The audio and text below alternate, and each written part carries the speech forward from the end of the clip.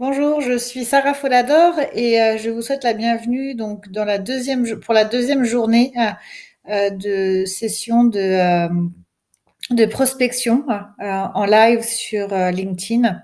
La plupart de mes clients me demandent quel est l'intérêt d'utiliser LinkedIn à des fins de prospection. Je pourrais argumenter pendant des heures, sachant que tout le monde peut être différent dans sa façon de vouloir prospecter et aussi de créer de la valeur pour son portefeuille de clients potentiels. Et donc du coup, prospecter, ça demande pas mal de réflexion en amont. Il ne s'agit pas juste d'enchaîner une série d'appels ou d'envois de messages. Il faut prendre le temps de bien identifier qui est son client idéal, son prospect idéal, pourquoi est-ce qu'on veut le solliciter et puis qu'est-ce qu'on va lui proposer aussi comme expérience. Et au lieu de faire beaucoup de blabla pendant des heures sur le sujet, je préfère vous montrer la démarche en action de manière très concrète. L'astuce que j'ai trouvée pour engager aussi avec des top exécutifs de grandes entreprises, c'est de faire mes recherches sur la base de listes existantes en ligne dans lesquelles on peut trouver par exemple la liste des 100 top entreprises de logiciels en France. Et en faisant ça, j'ai passé du temps à regarder qui était présent sur certains salons professionnels et comment est-ce que je pouvais avoir une approche directe pour pouvoir leur proposer, démarrer une conversation, puis après leur proposer éventuellement mes services. Et l'idée là, c'est vraiment de se focaliser sur la partie actualité de l'entreprise que l'on souhaite, avec laquelle on souhaite entrer en contact. Et le plus simple, c'est finalement de regarder quelle entreprise a participé à quel salon. Là, il y a eu deux gros événements récemment, un en France donc, qui s'appelle le Forum international de la cybersécurité et puis le CES à Las Vegas. Il y a de fortes chances pour que la plupart des grosses entreprises que vous cherchez à contacter aient participé à ces événements. Et le moyen de le savoir, c'est de regarder en fait le répertoire des participants, par exemple sur le CES ou sur le site du Forum de la cybersécurité, Forum international de la cybersécurité. Et donc, tout simplement pour vous dire que ça m'a pris quand même un peu de recherche à faire avant de me dire je vais targeter les X boîtes qui m'intéressent le plus. Pourquoi? Parce que du coup, ça m'a permis de me tenir au courant de leur actualité et de trouver une bonne excuse pour les contacter. Et je vous recommande vivement d'essayer ça. Moi, j'ai démarré ça hier, donc c'était un dimanche. Et du coup, je me suis permise de contacter quelques big boss de grandes sociétés ou alors des personnes qui sont susceptibles éventuellement de m'introduire en fait aux décisionnaires. Et juste pour vous donner une idée, là, je vous montre rapidement, mais il y a quelque chose comme 20, j'ai contacté au moins 30 personnes facilement. Et sur les 30, il y en a au moins une quinzaine qui ont accepté ma demande de connexion, donc ce qui est vraiment pas mal, en à peine 24 heures. Donc voilà, donc ça c'est les résultats que je vous montre pour le moment, sachant qu'une acceptation de demande de connexion ne vaut pas un lead ni un rendez-vous. Il faut être humble aussi par rapport à ce type de résultats. Par contre, l'intérêt pour moi, c'est que ça me permet aussi en amont de continuer à agrandir mon réseau et de montrer aux autres personnes que je vais solliciter pour d'autres sujets, de voir que je suis connectée avec monsieur ou madame Attel. Ce qui va renforcer et augmenter la confiance dès lors que je vais leur envoyer une invitation. Donc voilà, c'est tout. Après, en termes de messages, juste pour vous montrer, vous donner une idée, j'ai contacté donc Webedia. Webedia, il y a beaucoup de CEO pour les différentes structures qui appartiennent au groupe. Et, euh, et tout simplement, en fait, l'approche numéro un que j'ai pour ce type de target, c'est tout simplement de leur demander déjà de dire qu'on n'a pas encore eu l'occasion d'échanger. Donc ça, c'est ce que dirait un humain à un autre humain dans le cadre d'une rencontre en physique, par exemple à un événement networking. Et puis, au lieu de parler tout de suite de ce que moi j'ai à vendre, c'est de manifester mon intérêt pour savoir ce qu'ils font ou quels sont leurs objectifs. Donc, tout comme je l'ai fait dans le message ici. Et puis ensuite, en savoir plus aussi sur l'aspect organisationnel de l'entreprise. Donc voilà. Et enfin, puisque du coup, il faut toujours un call to action, je leur demande quel est le meilleur moment pour discuter en visioconférence. Voilà, ça représente à peine 1, 2, 3, 4, 5, 6, 7 lignes. C'est extrêmement court. J'ai envoyé ce message-là à ce monsieur dans l'après-midi. Aujourd'hui, on est lundi. Et il m'a répondu il y a très peu de temps. Donc, enfin, en tout cas, il a accepté mon invitation il y a à peine 1 heure. Donc, vous voyez le niveau de réactivité versus un email qui peut être filtré par le secrétariat des personnes que vous souhaitez contacter, ou même avec leur filtre anti-spam, etc. Donc là, du coup, en fait, en ayant fait quelque chose en ayant pris le temps déjà de savoir qui est ma target, pourquoi je veux la contacter, d'identifier les personnes clés avec lesquelles je veux échanger, et en prenant le temps de faire un message personnalisé, vraiment pas dans l'optique de leur vendre tout de suite quelque chose, mais plutôt de comprendre ce qu'ils font et éventuellement de quoi est-ce qu'ils ont besoin sur le prisme, en l'occurrence pour moi, des campagnes de prospection. Et voilà. Donc, c'est le genre de résultat que je peux vous montrer. Ensuite, euh, juste un autre exemple. En amont, là, je suis en train de faire la promotion d'un livre que j'écris pour les développeurs d'applications web.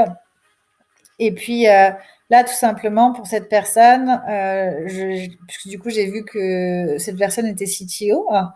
J'ai juste montré de quoi je parlais au travers de ma demande de connexion. Et la personne a répondu favorablement à ma sollicitation. Et du coup, on va se parler demain en fin de journée pour évaluer les synergies. Donc voilà, je vous invite vraiment à bien penser en fait en amont les raisons pour lesquelles vous souhaitez contacter les personnes et surtout démarrer une conversation personnalisée. C'est comme lorsque vous souhaitez, alors pour vous messieurs, approcher une jolie femme, vous n'allez pas répéter sans arrêt le même discours d'une femme à une autre avec laquelle vous aimeriez éventuellement sortir boire un verre ou inviter au restaurant. Surtout si elles sont copines, elles vont bien se rendre compte que vous avez toujours le même speech. Voilà, donc ça c'était pour vous faire sourire. Et ce sera tout pour aujourd'hui. Donc si vous avez des questions, n'hésitez pas à me contacter. Juste pour vous donner aussi un autre exemple assez culotté avant de terminer, mais l'autre fois j'ai écouté une vidéo de Idriss Aberkan, qui est un neuroscientifique qui a écrit un livre qui s'appelle Libérez votre cerveau, que je vous invite à lire à l'occasion, parce que du coup, ça pourrait vous déverrouiller aussi sur votre compréhension du monde et le fonctionnement du monde, et notamment aussi pour pouvoir vous donner confiance aussi dans une démarche de prospection, puisque du coup, tout n'est que perception. Donc, dès qu'on change sa perception, les résultats que l'on souhaite obtenir peuvent vraiment changer. Et donc, Idriss Aberkan mentionnait le président d'une grande structure internationale sur le sujet de l'économie bleue. L'économie bleue, c'est l'économie de la connaissance. Et il parlait de ce monsieur, Gunther Pauli. Et du coup, sachant qu'il y avait de fortes chances qu'il soit sur LinkedIn, je me suis dit que d'un, j'allais regarder son profil et deux, demander à être en contact avec lui puisque l'économie bleue, c'est un sujet qui m'intéresse beaucoup. Et du coup, je me suis dit que ce serait intéressant de l'avoir dans mes contacts. Et donc, je me suis permise de lui envoyer un petit message. Il ne me connaît pas, je suis en France. Il y avait très peu de chances pour qu'il accepte ma demande de connexion et je lui ai juste dit qu'est-ce qui avait motivé ma demande de connexion et pourquoi est-ce que je le contactais, tout simplement. Dans quel but au final, parce que c'est ça le but, c'est de clairement identifier les raisons pour lesquelles on devrait démarrer une relation. Et là, il m'a gentiment répondu cet après-midi, enfin pendant la nuit, d'hier à aujourd'hui, en disant qu'il était content d'entendre parler de moi et il me demandait où est-ce que j'étais basée. Donc là, je lui ai répondu aujourd'hui vers midi. Et voilà, et on verra la suite. C'est tout. C'est juste que tout ce que je veux vous montrer là, c'est en fonction de votre besoin, attention, objectif et de votre curiosité, vous pouvez rapidement développer un réseau sur LinkedIn qui puisse avoir de l'intérêt pour vos idées, vos ambitions, votre entreprise ou pour explorer des nouvelles opportunités. Voilà, ou tout simplement démarrer une conversation avec d'autres êtres humains avec lesquels vous avez potentiellement des choses à faire en termes de business ou en termes de partenariat pour réaliser des idées. Je vais vous montrer encore un dernier exemple.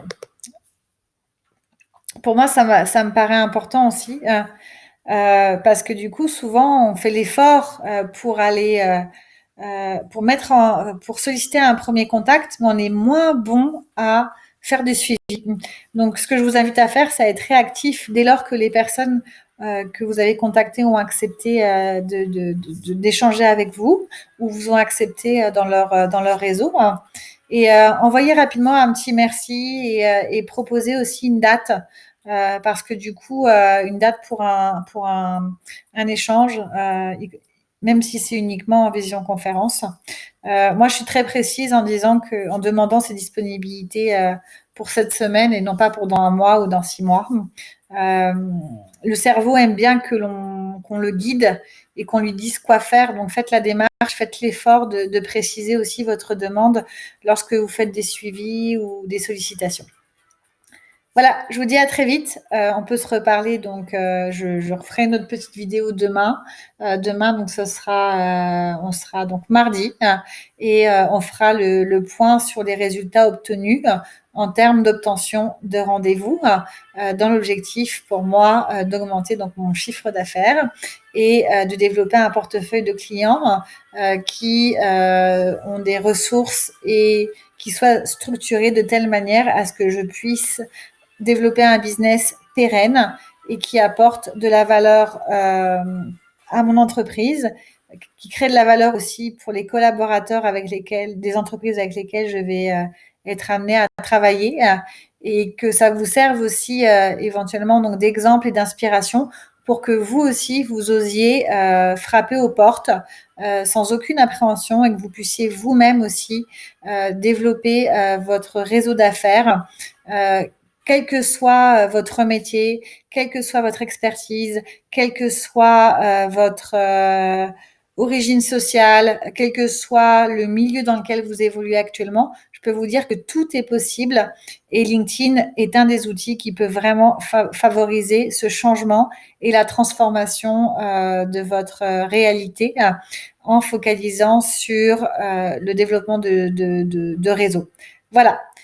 Je vous souhaite une bonne fin de journée, bonne soirée s'il fait nuit déjà chez vous et je vous donne rendez-vous donc demain. Demain, nous serons mardi. À très vite.